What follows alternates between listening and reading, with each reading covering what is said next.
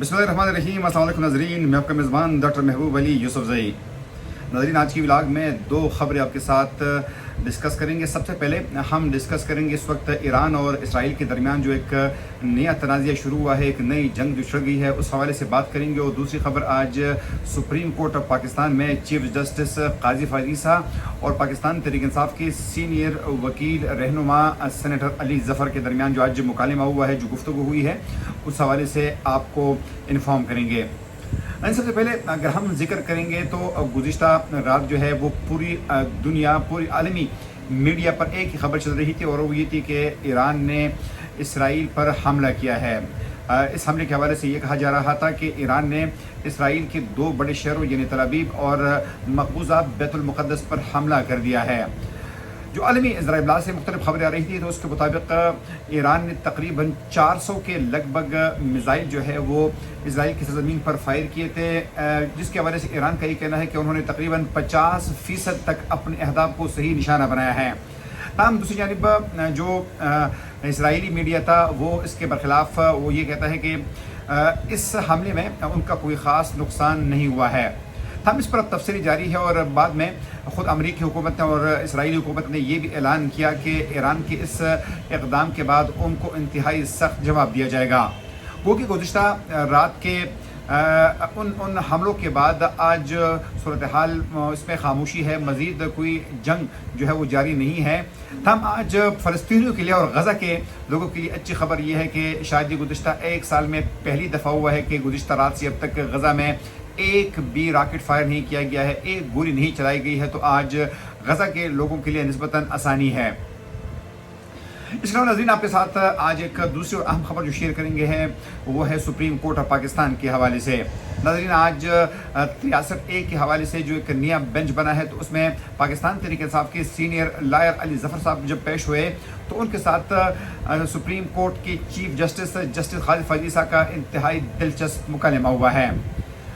Supreme court میں 63A کی تشریح سے متعلق کیس کی سماعت کے دوران چیف جسٹس نے پی ٹی آئی کے وکیل بیرسٹر علی ظفر پر برہمی کا اظہار کرتے ہوئے کہا کہ آپ آئے اور ہمیں بے عزت کرے، یہ ہم ہرگز برداشت نہیں کریں گے۔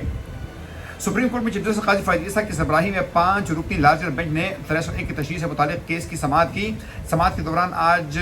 ایک پی ٹی آئی ورکر جس کا نام مصطفین کاظمی بتایا جاتا ہے وہ روسٹم پر آئے اور کہا کہ یہ 5 رکنی لارجر بینچ غیر آئینی ہے، ہمارے 500 وکیل باہر ہیں، دیکھتے ہیں کہ آپ کیسے ہمارے خلاف فیصلہ دیتے ہیں۔ اس پر چیف جسٹس قاضی فائز عیسیٰ کی جانب سے مصطفین کاظمی کو بیٹھنے کی ہدایت کرنے کے باوجود جب وہ نہ بیٹھے تو اس پر جسٹس قاضی فائز عیسیٰ نے پولیس کو ہدایت کی کہ انہیں باہر نکالے۔ بدنظر چیف جسٹس نے پی ٹی آئی کے وکیل بیرسٹر علی ظفر کو مخاطب کر کے کہا کہ یہ کیا ہو رہا ہے، علی ظفر آپ آئے اور ہمیں بے عزت کرے، یہ ہم ہرگز برداشت نہیں کریں گے۔ جج سے بدتمیزی کا یہ طریقہ اب عام ہو گیا ہے۔ جج جمال مدوخیل نے بیرسٹر علی ظفر سے مکالمہ کرتے ہوئے کہا کہ آپ کے رویے سے جو تھوڑی بہت ہمدردی تھی وہ بھی ختم ہو گئی ہے۔ اس پر علی ظفر نے کہا کہ بینچ بنانے والی کمیٹی کے ممبر بینچ کا حصہ ہے، خود کیسے بینچ کی تشکیل کو قانونی قرار دے سکتے ہیں۔ چیف جسٹس نے کہا کہ اگر ایسا ہو تو ججز کمیٹی کے ممبر کسی بینچ کا حصہ ہی نہ بن سکے۔ آپ ہمیں باتیں سناتے ہیں تو پھر سنے بھی ہم پاکستان بنانے والوں میں سے ہے، توڑنے والوں میں سے نہیں۔ ہم نے وہ مقدمات بھی سنے جو کوئی سننا نہیں چاہتا تھا، پرویز مشرف کا کیس بھی ہم نے سنا تھا۔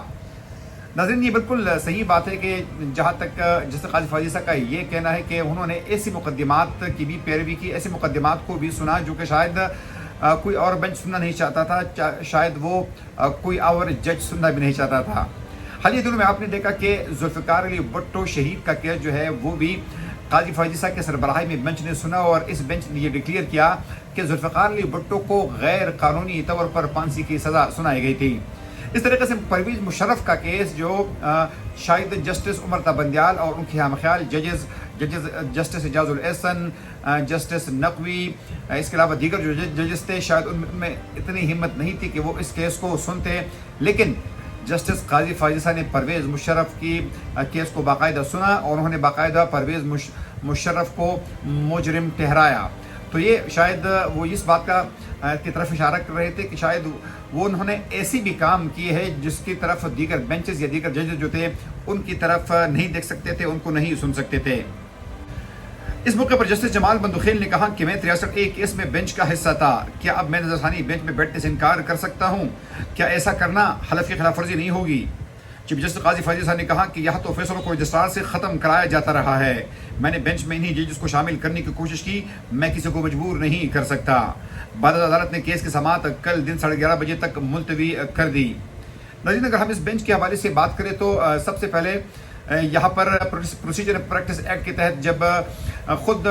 سینئر ترین جج جسٹس مسرور علی شاہ نے انکار کیا، بعد میں جب اس بینچ میں منیب اختر نے انکار کیا تو پھر دیگر ججز کو اس بینچ میں شامل کر دیا گیا۔ تاہم اس فیصلے پر خود جسٹس مسرور علی شاہ بھی نالا ہے اور منیب اختر تو اس حد تک نالا ہے کہ انہوں نے بینچ میں بیٹھنا تک بھی گوارا نہیں کیا۔ ناظرین، ہمیں آج بھی وہ صورتحال یاد ہے کہ یہی ججز، خاص طور پر ہم جسٹس منیب اختر کا ذکر کریں گے کہ جب جسٹس عمر عطا بندیال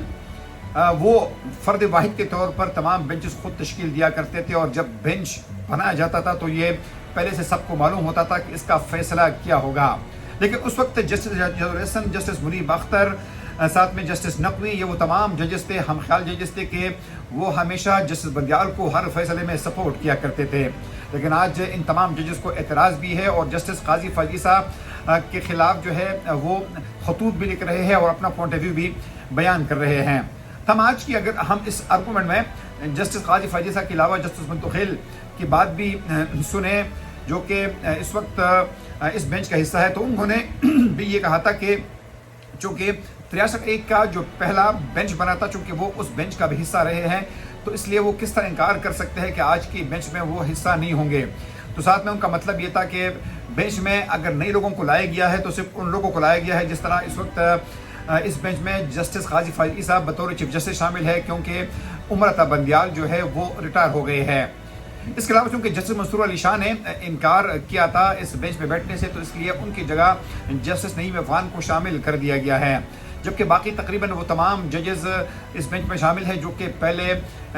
جو فیصلہ دیا گیا تھا اس بینچ میں جو لوگ شامل تھے، تو تقریباً وہ تمام لوگ اس بینچ میں شامل ہیں۔ تاہم آج انتہائی دلچسپ صورتحال اس وقت سامنے آئی ناظرین کہ جب پاکستان تحریک انصاف کے ایک ورکر وہ روسٹم پر آئے اور انہوں نے سیدھا چیف جسٹس کو یہ کہا کہ ہمیں اس بینچ پر اعتماد نہیں ہے۔ اب اندازہ کریں ناظرین کہ اگر ایسی بات تو کوئی وکیل کرے، اپنے دلائل سے ثابت کرے، کوئی قانونی بات کرے تو پھر بھی کوئی بات بنتی ہے، لیکن اگر عام آدمی جو ہے وہ آج سپریم کورٹ کی چیف جسٹس کے سامنے یہی بات کہے کہ ہمیں اس 5 رکنی بینچ پر کوئی اعتبار نہیں ہے، تو پھر تو کوئی بھی آ کر کل یہی کہے گا کہ ہمیں اس بینچ پر اعتراض ہے۔ ناظرین، ماضی میں اس قسم کے جو ہے مختلف بینچ جو ہے وہ بنتے رہے، لیکن اس وقت کے chief justice justice Umar Ata Bandial جو ہے وہ کسی کی بھی نہیں سنتے تھے اور خود بینچ بنایا کرتے تھے، اور اگر کوئی اعتراض بھی کیا کرتا تھا تو ان تمام اعتراضات کو مسترد کیا کرتے تھے۔ اور آج جو ہے بالکل سب کے سامنے ایک عام آدمی جو ہے وہ بھی چیف جسٹس کے سامنے کھڑے ہو کر ان تمام بینچز پر اعتراضات کر رہے ہیں۔ آگے پروگرام تک اپنے میزبان ڈاکٹر محبوب علی یوسف زئی کو اجازت دیجیے۔ اللہ حافظ۔